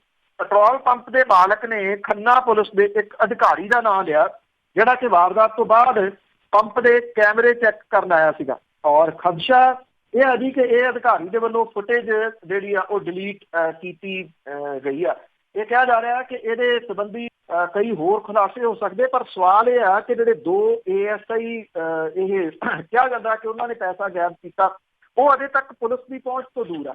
ਦੂਸਰਾ ਇਹ ਕਿਹਾ ਜਾ ਰਿਹਾ ਕਿ ਇੱਕ ਜਿਹੜਾ ਪੁਲਿਸ ਆਫੀਸਰ ਆ ਜਿਹੜਾ ਅਜੇ ਅਣਦਿੱਖ ਹੈ, ਜਿਹੜਾ ਇਨਵਿਜ਼ੀਬਲ ਹੈ, ਉਹ ਵੀ ਇਹਦੇ ਵਿੱਚ ਸ਼ਾਮਲ ਹੈ ਕਿਉਂਕਿ ਜਿਹੜਾ ਮੁਖਬਰ ਫੜਿਆ ਉਹ ਇਹ ਗੱਲ ਕਹਿੰਦਾ ਕਿ ਉਹ ਜਿਹੜਾ ਈਵਨ ਜਿਹੜਾ ਫੁਟੇਜ ਡਿਲੀਟ ਕੀਤੀ ਉਹ ਵੀ ਕਹਿੰਦਾ ਕਿ ਉਹਦੇ ਕੋਲੇ ਜਿਹੜਾ ਆਇਆ ਸੀਗਾ ਉਹਨੂੰ ਪਛਾਣ ਸਕਦਾ, ਪਰ ਜਿਹੜੀ ਪਰੇਡ ਕਰਾਈ ਗਈ ਆ ਉਹਦੇ ਵਿੱਚ ਉਹ ਪਛਾਣਿਆ ਨਹੀਂ ਜਾ ਸਕਿਆ। ਇਟ ਮੀਨਸ ਕਿ ਉਹ ਪਰੇਡ ਦੇ ਵਿੱਚ ਪਾਸੇ ਹੋ ਗਿਆ ਜਾਂ ਪਾਸੇ ਕਰ ਦਿੱਤਾ ਗਿਆ। ਉਹ ਆਫੀਸਰ ਕੌਣ ਹੈ? ਜੇ ਉਹ ਆਫੀਸਰ ਜਿਹੜਾ ਜੀ ਉਹ ਸਾਹਮਣੇ ਆਉਂਦਾ ਤਾਂ ਫਿਰ ASI ਤੱਕ ਵੀ ਗੱਲ ਜਿਹੜੀ ਉਹ ਪਹੁੰਚ ਸਕਦੀ ਹੈ। ਹੁਣ 2 ASI 6.5 ਕਰੋੜ ਰੁਪਈਆ ਗਾਇਬ ਨਹੀਂ ਕਰ ਸਕਦੇ, ਇਹ ਸਭ ਨੂੰ ਜਿਹੜਾ ਜੀ ਉਹ ਪਤਾ ਆ। ਸਵਾਲ ਇਹੀ ਹੈ ਜੀ ਕਿ ਇਹਦੀ ਜਾਂਚ ਕਦੋਂ ਜਿਹੜੀ ਉਹ ਸਿਰੇ ਲੱਗੂਗੀ ਔਰ ਕਿੱਥੋਂ ਤੱਕ ਸਿਰੇ ਲੱਗੂਗੀ ਜੀ, ਲੱਗੂਗੀ ਜਾਂ ਨਾ ਲੱਗੂਗੀ। ਤਾਂ ਅੱਗੇ ਗੱਲ ਕਰਦੇ ਆ ਖੜੀ ਕਣਕ ਨੂੰ ਜਿਹੜੀਆਂ ਅੱਗਾਂ ਲੱਗਣ ਦੀਆਂ ਘਟਨਾਵਾਂ ਆ ਉਸੇ ਤਰ੍ਹਾਂ ਜਾਰੀ। ਬਿਲਕੁਲ ਇਹ ਹਰ ਸਾਲ ਦਾ ਵਰਤਾਰਾ ਹੈ ਜੀ, ਪਰ ਸਵਾਲ ਇਹ ਆ ਕਿ ਇਹਦੇ ਉੱਤੇ ਕੀਤਾ ਕੁਛ ਨਹੀਂ ਜਿਹੜਾ ਜੀ ਉਹ ਜਾਂਦਾ। ਥਾਂ ਦੇ ਉੱਤੇ ਵੱਖ-ਵੱਖ ਜ਼ਿਲ੍ਹਿਆਂ ਦੇ ਪਿੰਡਾਂ ਦੇ ਵਿੱਚੋਂ ਇਹ ਖਬਰਾਂ ਜਿਹੜੀਆਂ ਜੀ ਉਹ ਆ ਰਹੀਆਂ ਨੇ ਕਿ ਕਣਕ ਦੀ ਫਸਲ ਜਿਹੜੀ ਹੈ ਜੀ ਉਹ ਸੜ ਕੇ ਸੁਆਹ ਹੋ ਰਹੀ ਆ। ਅੱਗ ਲੱਗਣ ਦਾ ਕਾਰਨ ਢਿੱਲੀਆਂ ਤਾਰਾਂ, ਜਿਹੜੇ ਜੰਪਰ ਹੈ ਉਹਦੇ ਵਿੱਚੋਂ ਨਿਕਲਣ ਵਾਲੀਆਂ ਚੰਗਿਆੜੀਆਂ, ਟਰਾਂਸਫਾਰਮਰ ਦੇ ਵਿੱਚੋਂ ਨਿਕਲਣ ਵਾਲੀਆਂ ਚੰਗਿਆੜੀਆਂ, ਜਾਂ ਸਿਗਰਟ ਬੀੜੀ ਪੀਣ ਵਾਲੇ ਜਿਹੜੇ ਲੋਕ ਆ ਉਹਨਾਂ ਦੀ ਬੇਵਕੂਫੀ, ਤੁਰੇ ਜਾਂਦੇ ਜਿਹੜੀ ਸਿਗਰਟ ਬੀੜੀ ਸੁੱਟ ਦੇਣੀ, ਤੇ ਜਿਹੜੀ ਪੱਕੀ ਫਸਲ ਹੈ ਫਿਰ ਤਾਂ ਮਿੰਟ ਹੀ ਲੱਗਦੇ ਆ ਨਾ ਜੀ ਉਹਨੂੰ ਜਿਹੜਾ ਵੀ ਅੱਗ ਦੀ ਲਪੇਟ ਦੇ ਵਿੱਚ ਆਉਂਦੇ ਆ। ਜਿਹੜਾ ਇੱਥੇ ਮੋਗੇ ਦੇ ਨੇੜੇ 250 ਏਕੜ ਕਣਕ ਜਿਹੜੀ ਹੈ ਜੀ ਉਹ ਸੜ ਕੇ ਸੁਆਹ ਹੋਈ ਆ। ਜਿਹੜਾ ਥੰਮਣਵਾਲਾ ਦੇ ਵਿੱਚ ਜਿਹੜਾ ਸੀਗਾ ਫਿਰੋਜ਼ਪੁਰ ਤੋਂ ਪਹੁੰਚਿਆ ਜਿਹੜਾ ਅੱਗ ਬੁਝਾਊ ਅਮਲਾ ਸੀਗਾ, ਉਹਦੇ ਉੱਤੇ ਲੋਕਾਂ ਨੇ ਹਮਲਾ ਕਰਤਾ। ਪਿੰਡ ਬੁੱਗੀਪੁਰਾ ਦੇ ਵਿੱਚ ਕਿਸਾਨਾਂ ਨੇ ਇਕੱਠੇ ਹੋ ਕੇ ਜਿਹੜੇ ਫਾਇਰ ਬ੍ਰਿਗੇਡ ਸੀਗੀਆਂ ਗੱਡੀਆਂ ਉਹਨਾਂ ਨੂੰ ਬੰਦੀ ਬਣਾ ਲਿਆ ਕਿ ਉਹ ਲੇਟ ਆਏ ਆ। ਹੁਣ ਮੁਸ਼ਕਲ ਇਹ ਆ ਜੀ ਕਿ ਉੱਥੇ ਫਾਇਰ ਬ੍ਰਿਗੇਡ ਵਾਲੇ ਜਿਹੜੇ ਜੀ ਉਹ ਕੀ ਕਰਨ, ਜਦੋਂ ਫਾਇਰ ਬ੍ਰਿਗੇਡ ਸਾਰੇ ਸ਼ਹਿਰਾਂ ਦੇ ਵਿੱਚ ਹੈ ਹੀ ਨਹੀਂ। 70 ਸਾਲ ਹੋ ਗਏ ਅਜੇ ਤੱਕ ਫਾਇਰ ਬ੍ਰਿਗੇਡ ਜਿਹੜੀਆਂ ਜੀ ਉਹ ਹੈਗੀਆਂ। ਕੁਝ ਸ਼ਹਿਰਾਂ ਦੇ ਵਿੱਚ ਜਿਹੜੀਆਂ ਹੈਗੀਆਂ ਨੇ ਤਾਂ ਉਹ ਤੁਰਦੀਆਂ ਨਹੀਂ, ਸਟਾਰਟ ਨਹੀਂ ਹੁੰਦੀਆਂ। ਜੇ ਸਟਾਰਟ ਹੁੰਦੀਆਂ ਨੇ ਤਾਂ ਪਾਣੀ ਕਿੱਥੋਂ ਭਰਨਾ, ਇਹਦਾ ਕੋਈ ਇੰਤਜ਼ਾਮ ਜਿਹੜਾ ਜੀ ਉਹ ਨਹੀਂ ਹੈਗਾ। ਪਿੰਡ ਥੰਮਣਵਾਲ ਦੇ ਵਿੱਚ ਜਿਹੜਾ 12 ਵਜੇ 8 ਕਿਸਾਨਾਂ ਦੀ 45 ਏਕੜ, ਥਾਣਾ ਮਹਿਣਾ ਦੇ ਵਿੱਚ ਬੁੱਗੀਪੁਰਾ ਦੇ ਕੋਲੇ 200 ਏਕੜ ਕਣਕ ਜਿਹੜੀ ਉਹ ਸੜ ਕੇ ਸੁਆਹ ਜਿਹੜੀ ਸੀ ਹੋਈ। ਬਿਜਲੀ ਲਾਈਨ ਦੇ ਵਿੱਚੋਂ ਅੱਗ ਦੀ ਚੰਗਿਆੜੀ ਨਿਕਲਣ ਕਰਕੇ ਇਹ ਕਣਕ ਨੂੰ ਅੱਗ ਲੱਗੀ, ਜਿਹਦੇ ਕਰਕੇ 200 ਏਕੜ ਕਣਕ ਇੱਥੇ ਜਿਹੜੀ ਦੀ ਉਹ ਸੁਆਹ ਹੋ ਗਈ। ਇਹ ਕਿਹਾ ਗਿਆ ਕਿ ਅੱਗ ਬੁਝਾਉਣ ਵਾਲੀਆਂ ਗੱਡੀਆਂ ਆ ਗਈਆਂ, ਉਹਦੇ ਵਿੱਚ ਪਾਣੀ ਨਹੀਂ ਸੀਗਾ। ਜਦੋਂ ਇੱਕ ਗੱਡੀ ਬਿਨਾਂ ਆਪਰੇਟਰ ਤੋਂ ਜਿਹੜੀ ਸੀ ਉਹ ਭੇਜ ਦਿੱਤੀ, ਦੇਰੀ ਦੇ ਨਾਲ ਆਏ ਔਰ ਪ੍ਰੋਪਰ ਤਰੀਕੇ ਦੇ ਨਾਲ ਨਹੀਂ ਆਏ, ਜਿਹਦੇ ਕਰਕੇ ਲੋਕ ਜਿਹੜੇ ਸੀ ਉਹ ਭੜਕ ਗਏ। ਫਾਇਰ ਬ੍ਰਿਗੇਡ ਮੁਲਾਜ਼ਮ ਬੇਅੰਤ ਸਿੰਘ ਜਿਹੜਾ ਸੀਗਾ ਤੇ ਉਹਨੇ ਦੱਸਿਆ ਕਿ ਉਹਨਾਂ ਨੂੰ 35 ਮਿੰਟ ਬੰਦੀ ਬਣਾ ਕੇ ਜਿਹੜਾ ਜੀ ਉਹ ਰੱਖਿਆ ਗਿਆ। ਪੁਲਿਸ ਨੇ ਆ ਕੇ ਉਹਨਾਂ ਨੂੰ ਜਿਹੜਾ ਇੱਥੋਂ ਛੁਡਵਾਇਆ। ਸਵਾਲ ਇਹ ਆ ਕਿ ਜਿਹੜੇ ਕਿਸਾਨ ਨੇ ਉਹ ਚੁੱਪ ਕਰ ਜਾਂਦੇ ਆ ਜਾਂ ਸਰਕਾਰਾਂ ਜਿਹੜੀਆਂ ਜੀ ਉਹ ਚੁੱਪ ਕਰ ਜਾਂਦੀਆਂ ਨੇ। ਜੇ ਇਹਨਾਂ ਦੇ ਮੁਆਵਜ਼ੇ ਦੇ ਵਾਸਤੇ ਜਿਹੜਾ ਬਿਜਲੀ ਬੋਰਡ ਆ ਉਹਨੂੰ ਰੱਖਿਆ ਜਾਵੇ ਨਾਲ, ਔਰ ਉਹਦੇ ਉੱਤੇ ਜਿਹੜੇ ਆ ਜੀ ਕੇਸ ਕੀਤੇ ਜਾਣ ਇਸ ਮੁਆਵਜ਼ੇ ਦੇ, ਤੇ ਤਾਂ ਇਹਦੇ ਵਿੱਚ ਕੁਝ ਜਿਹੜਾ ਜੀ ਇਹ ਹੱਲ ਹੋ ਸਕਦਾ। ਉਹ ਅੱਗੋਂ ਜਦੋਂ ਉਹਨਾਂ ਨੂੰ ਪੈਸੇ ਪੈਣਗੇ ਤੇ ਫਿਰ ਗਾਂ ਆਪੇ ਅਗਲੇ ਸਾਲ ਤੋਂ ਜਿਹੜੀਆਂ ਜੀ ਉਹ ਢਿੱਲੀਆਂ ਤਾਰਾਂ ਤੇ ਜੰਪਰ ਜਿਹੜੇ ਉਹਨਾਂ ਨੂੰ ਕੱਟਣਗੇ। ਜੀ ਬਿਲਕੁਲ, ਬਹੁਤ ਬਹੁਤ ਧੰਨਵਾਦ ਬਲਤੇਜ ਪੰਨੂ ਜੀ। ਮਿਹਰਬਾਨੀ ਜੀ, ਧੰਨਵਾਦ ਜੀ, ਸਤਿ ਸ਼੍ਰੀ ਅਕਾਲ ਜੀ। ਤੇ ਸਰੋਤੇ ਸਨ ਬਲਤੇਜ ਪੰਨੂ ਜੋ ਸਾਡੇ ਨਾਲ ਜੁੜਦੇ ਨੇ, ਕਰਦੇ ਨੇ ਖਬਰਾਂ। ਇਸੇ ਦੇ ਨਾਲ ਸਾਡਾ ਅੱਜ ਦਾ ਬੁਲਟਨ ਇੱਥੇ ਹੀ ਸਮਾਪਤ। ਬਲਵਿੰਦਰ ਕੌਰ ਬੁਲਾਬ ਸਭ ਨੂੰ ਪਿਆਰ ਭਰੀ ਸਤਿ ਸ਼੍ਰੀ ਅਕਾਲ।